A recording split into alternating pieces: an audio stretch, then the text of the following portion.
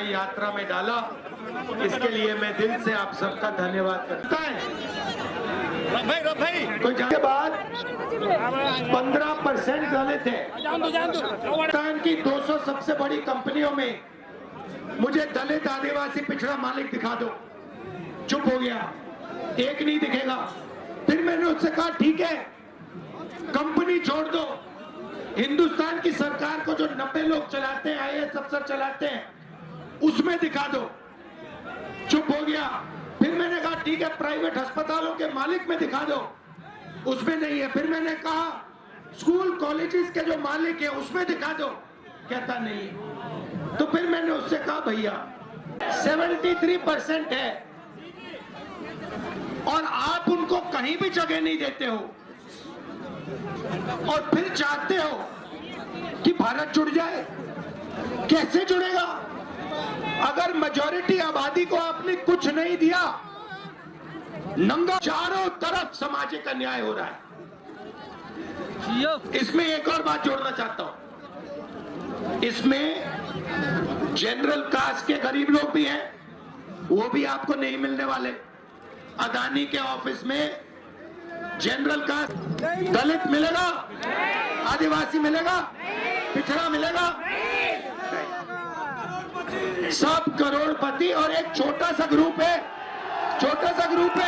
वो आप सबका GST जो आप देते हो ना, वो चुने हुए लोग आपके GST को खा रहे हैं। आपने ये शर्ट खरीदी ना, इसमें आपने GST भरा, कितना भरा भाई? 18% GST आपके जेब से सीधा।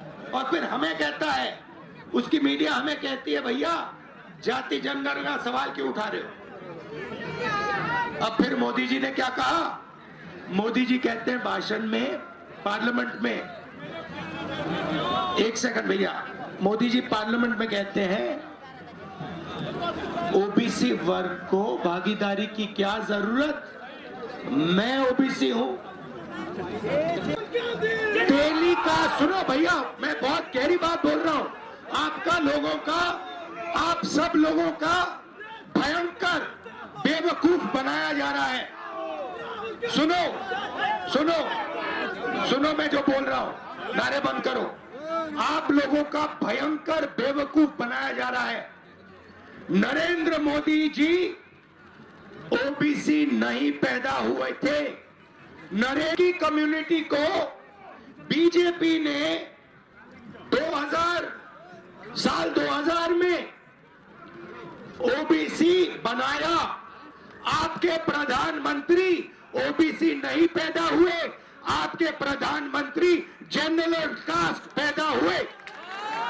जरूरत नहीं है, पता है मैं कैसे जानता हूं कि आपके प्रधानमंत्री OBC पैदा नहीं हुए?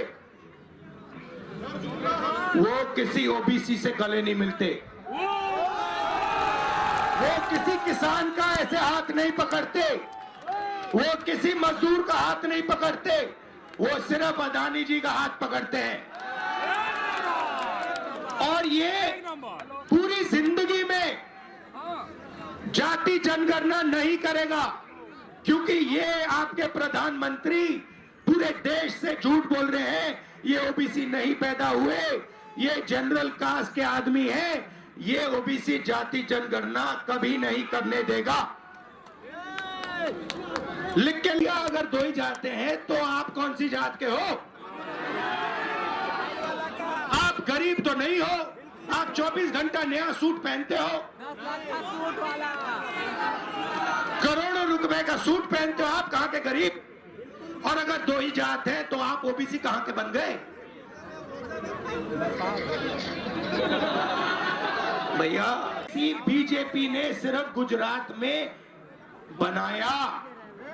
ये 24 घंटा हिंदुस्तान के पिछड़े लोगों से झूठ बोल रहे हैं।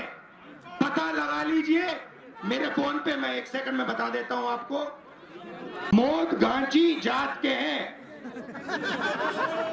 मोद घांची कास्ट के हैं। इनको गुजरात सरकार ने 2000 में OBC घोषित किया था। आपके प्रधानमंत्री OBC कास्ट कास्ट के नहीं थे, वो जनरल कास्ट के आदमी हैं और वो देश के हर पिछड़े वर्ग के व्यक्ति का बेवकूफ बनाने के लिए प्रधानमंत्री बनाए गए हैं। ले लो सच्चाई, सुन लो।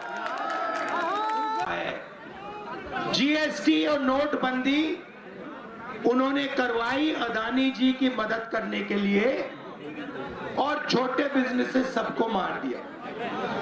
उड़ीसा में, बाकी प्रदेशों में युवाओं को रोजगार नहीं मिल सकता है। चाइना का माल, ये जो फोन है, ये जो आपकी शर्ट है, चाइना का माल हिंदुस्तान के बड़े बड़े उद्योगपति आपको बेचते हैं। चाइना के युवाओं का पैसा बनता है, उनका पैसा बनता है, आपकी जेब में से पैसा निकलता है। महंगाई से आप लड़ाई लड़ते हो, महंगाई आपको दबाती है। पेट्रोल का दाम बढ़ता है, आपको चोट लगती है। खाने का दाम बढ़ता है, आपको चोट लगती है। अदानी को कोई फर्क नहीं पड़ता, मोदी को कोई फर्क नहीं पड़ता। क्या आपको लगता है नरेंद्र मोदी अपने कपड़े खरीदता है? नहीं भाई। अगर खरीदता है तो मुझे समझा दो। प्राइम मिनिस्टर की सैलरी कितनी होती है भाइयों बहनों? 2 लाख। कितने की होती है? 2 लाख की होती है। मुझे नहीं मालूम कितने की होती है। 2 लाख। 3 लाख की होती है। अलंकार पता लगाओ कितने की है।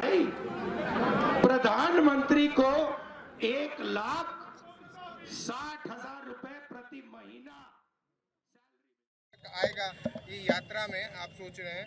ये चुनावी यात्रा नहीं है, ये सीट के लिए यात्रा नहीं है, वोट के लिए यात्रा नहीं है, विचारधारा की यात्रा है। हम आरएसएस और बीजेपी की विचारधारा से मुकाबला कर रहे हैं। पर चुनाव भी आने वाले हैं। उड़ीसा में लोकसभा के चुनाव हैं, विधानसभा के चुनाव हैं, और हमारा ये मानना है कि बीजेपी और बीजेडी के बीच में कोई फ़र्क नहीं है। बीजेपी को पूरा 100% समर्थन करता है बीजेडी दिल्ली में, और यहाँ उड़ीसा में दिखाते हैं लोगों को कि हम आपस में लड़ रहे हैं। बीजेपी और बीजेडी में कोई फ़र्क नहीं है। दिल्ली में बीजेडी बीजेपी का बी टीम है और उड़ीसा में बीजेपी बीजेडी का बी टीम है। तो ये चुनाव में लोग जान जाएंगे, बीजेपी और बीजेडी दोनों एक ही सिक्के के 2 चेहरे हैं। दोनों समाज को तोड़ते हैं, दोनों कंपनियों को बेचते हैं। देखिए, उड़ीसा से हर साल लाखों लोग बाहर के राज्यों में, बाहर के देशों में जाते हैं, और कुछ 20-30 लोग बाहर के लोग उड़ीसा के आयरन ओर, उड़ीसा के कोयला, उड़ीसा के जो सारे प्राकृतिक संसाधन हैं उस पर कब्जा करके बैठे हुए हैं। ये कब तक चलेगा?